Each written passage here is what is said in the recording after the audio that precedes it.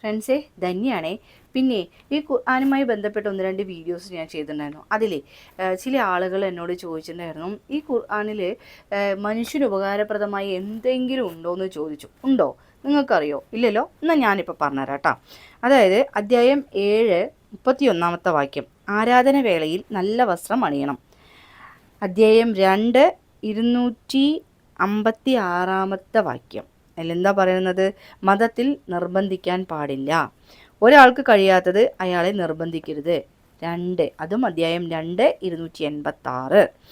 കഷ്ടപ്പാടുകളിലും വിഷമങ്ങളിലും ക്ഷമ കൈക്കൊള്ളണം. 2 286.